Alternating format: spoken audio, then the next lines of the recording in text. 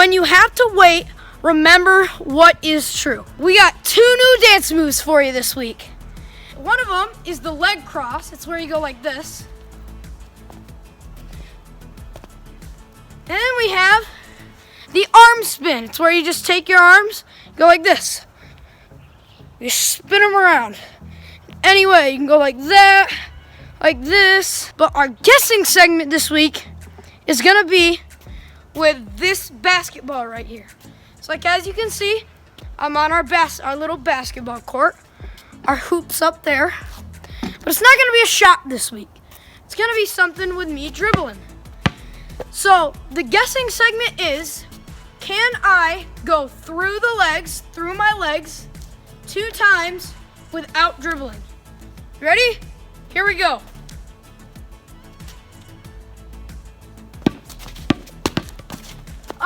I sort of did it. So if you guessed yes, and if you guessed no, really, both of you were right. So that was a cool guessing segment. I hope you guys have a great week, and I'll see you guys next week. Bye!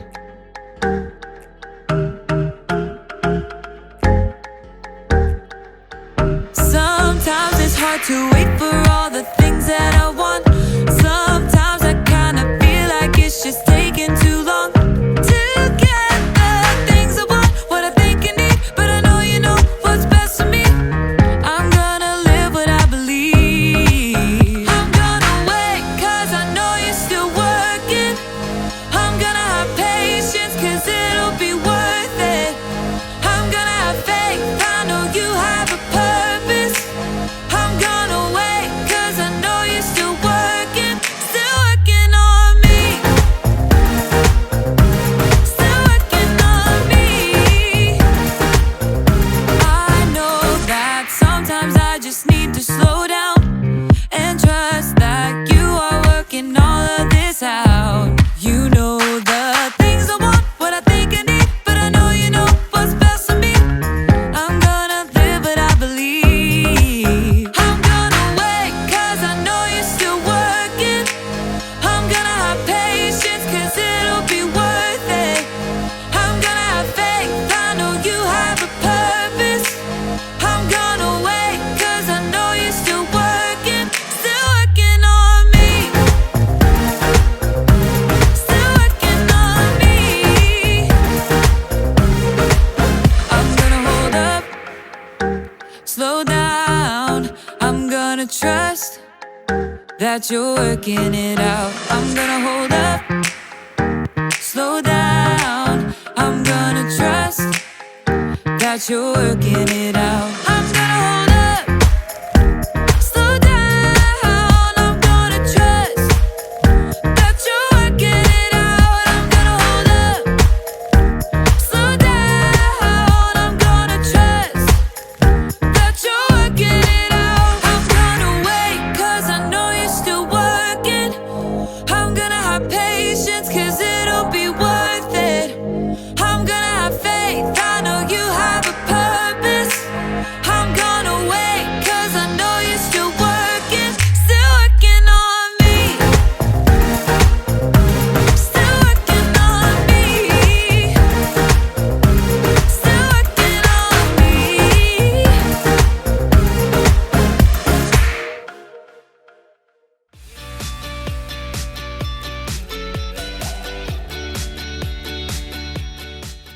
Order up, my friends. It's me, Graham. And today, I'm serving up a delicious dish that's gonna make you jealous. Safety first. Double chocolate chip cookies. Taste test time.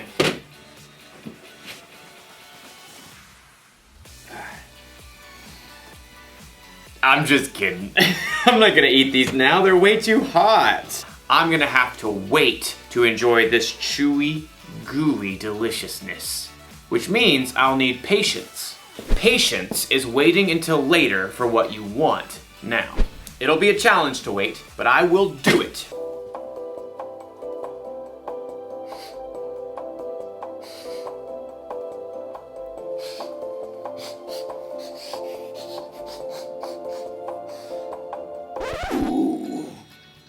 Do you smell that? Well, no. You wouldn't. So, let me try and describe the smell for you. Imagine you're walking along a beach made entirely of chocolate. The chocolate ocean is waving nearby. And as you breathe in, the air is a warm chocolate breeze. That's what it feels like to be in the presence of these cookies. Maybe just one bite. No! No cookies! Oh, I've got to think about something else. Light, vegetable oil, mannequin, crock pot, cookies. No! Ah! Time to put these away. There. Now it will be easy to wait.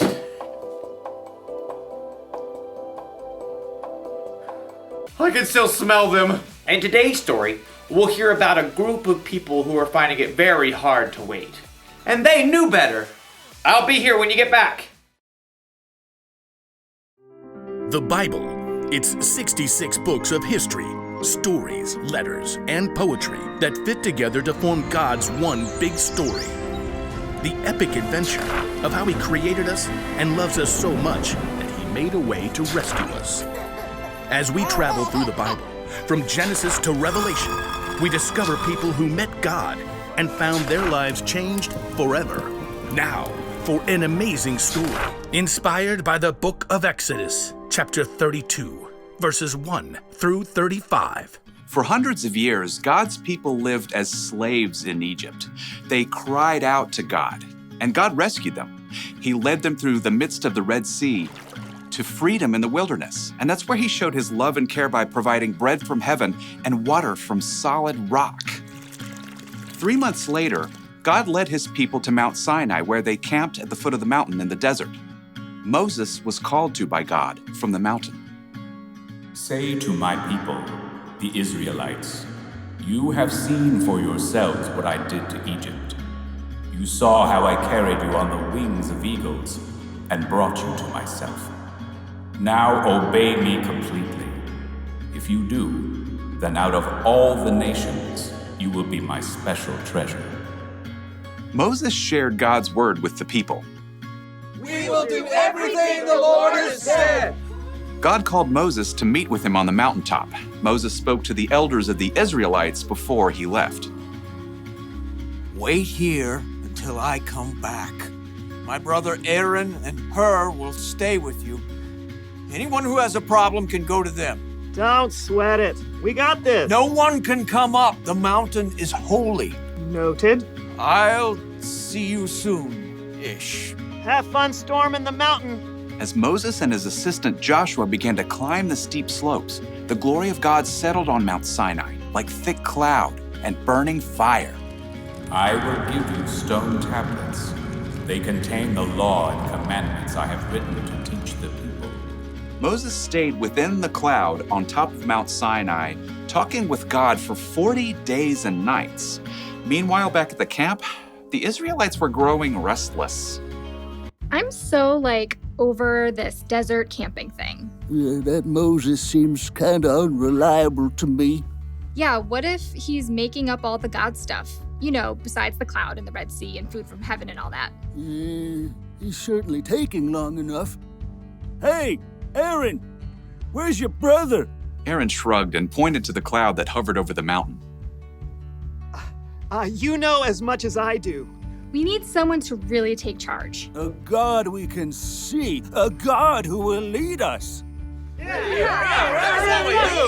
Keep talking, bro. Moses may have brought us out of Egypt, but he's just disappeared. Poof. What are you gonna do, Aaron? Aaron was tired of the people's complaining, so he buckled under pressure. Give me all your gold jewelry. Aaron took all the gold the people brought him and melted it down. Then he shaped it into the form of a golden calf. Israel, here is your God who brought you out of Egypt. It's like so shiny. Well, when Aaron saw how excited the people were, he built an altar in front of the calf. Tomorrow will be a feast day. So all the next day, the Israelites brought sacrifices to honor a golden calf made out of their own jewelry. The people ate, drank, and danced wildly in front of the statue. Who wants to walk like an Egyptian? Huh? Not me. We just got out of there. Thanks to this amazing calf. Back on the mountain, in the midst of the cloud, God spoke to Moses. Go down. Your people you brought up out of Egypt have become very sinful. They have turned away from what I commanded. Heartbroken, Moses and Joshua made their way back down the mountain. Moses carried 2 heavy stone tablets covered with the laws God had given. The 2 men stopped in their tracks. Wait, is that the sound of war? It's not the sound of winning or losing. That's singing. Moses and Joshua picked up their pace, scrambling down the mountainside. As they approached the camp, Moses saw the golden calf. Dazzling in the sunlight, the Israelites danced wildly around it. Inconceivable! Moses was so angry, he took the stone tablets and hurled them to the ground. Stop! Stop this at once!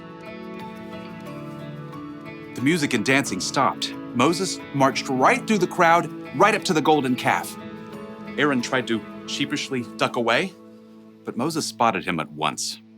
What did these people do to you? How did they make you lead them into such terrible sin? Okay, don't be angry.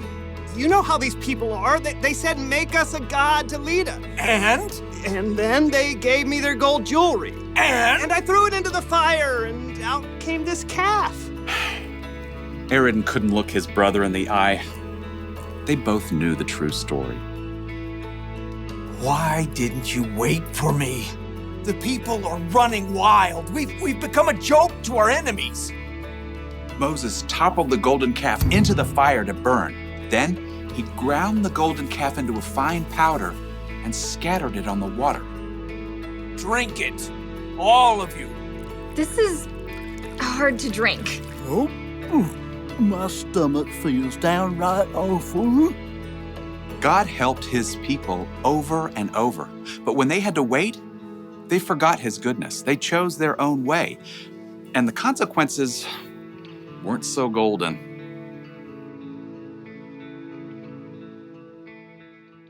I have a confession to make. I didn't eat the cookies! I had patience! I have another confession to make.